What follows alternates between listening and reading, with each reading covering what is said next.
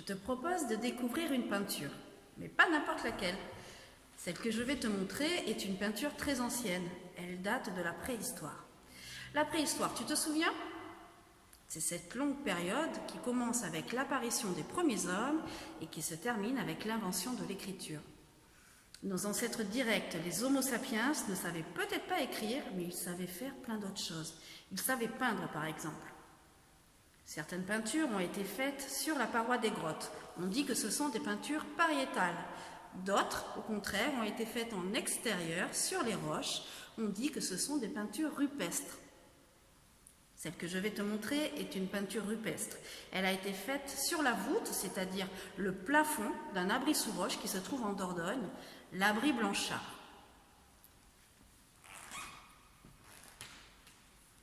Sur le premier bloc, tu peux voir deux pattes d'un animal avec deux sabots. À côté se trouve le ventre. Sur le second bloc, beaucoup plus petit, se trouvent deux autres pattes. On voit ici les sabots. De quel animal s'agit-il?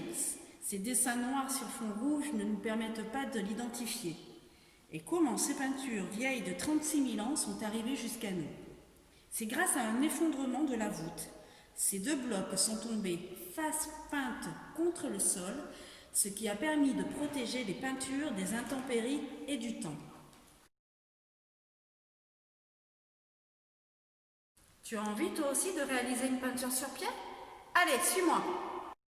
Pour faire une peinture sur pierre, il te faut des matériaux que tu vas trouver dans la nature, dans la forêt, dans un pré ou dans ton jardin si tu en as un. Il te faut donc une pierre. Choisis-la plutôt grosse et plutôt plate.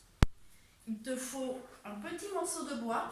C'est avec ce morceau de bois que tu vas dessiner, que tu vas tracer ton animal. Et il te faut des pigments naturels. Alors des pigments, ce sont des couleurs.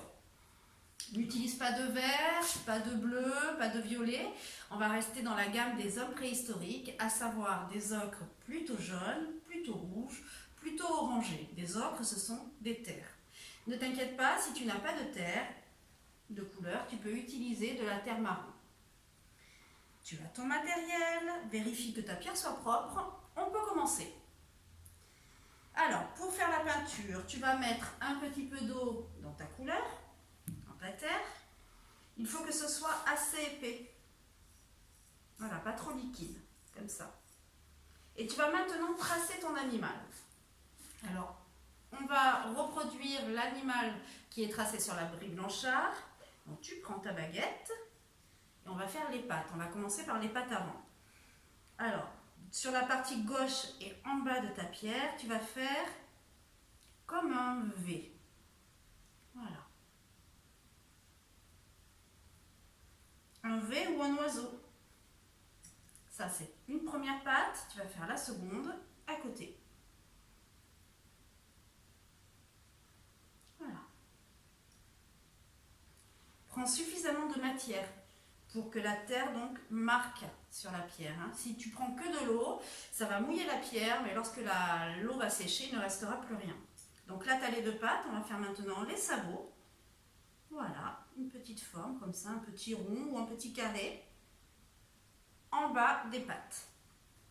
On va faire maintenant les pattes arrière, donc plutôt sur la droite. On va faire la même chose en fait, des V. Voilà. Pense à toujours bien mettre suffisamment de terre. Le sabot. Pareil de l'autre côté. Donc tu vois que la terre marron marque très bien. Voilà. On a les pattes avant, les pattes arrière. On va maintenant tracer le ventre. Donc, on joint les deux pattes, les deux bouts. Comme ça. Alors, si on s'en tient au dessin de l'abri Blanchard, on s'arrête là. Mais ce que je te propose aujourd'hui, c'est d'imaginer quel pouvait être l'animal représenté sur la voûte, c'est-à-dire le plafond de l'abri. Moi, je vais faire un auroch. Est-ce que tu sais ce que c'est un auroch?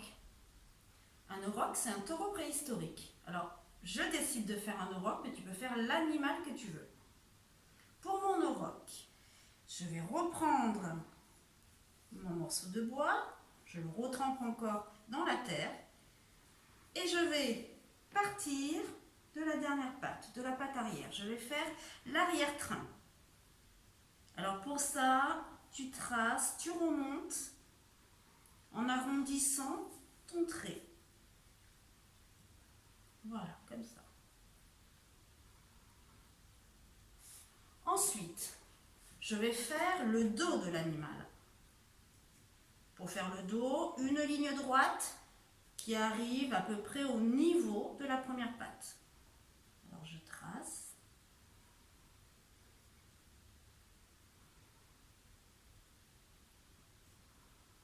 Voilà.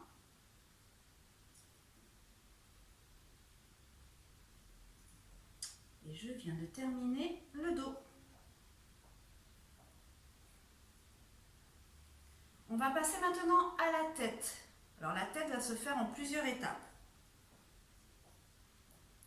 Tu peux continuer un petit peu, voilà. Tu descends vers la gauche. Voilà. Pour faire la face de l'animal. Pour faire les naseaux, tu descends légèrement, tu fais un petit trait, tu descends légèrement vers la droite.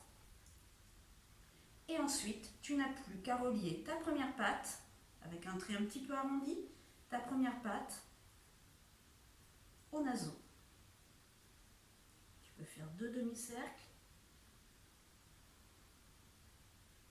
Voilà. Pour faire les naseaux. Tu peux faire ton œil. Et il te manque maintenant les cornes que tu vas faire sur la tête. Voilà.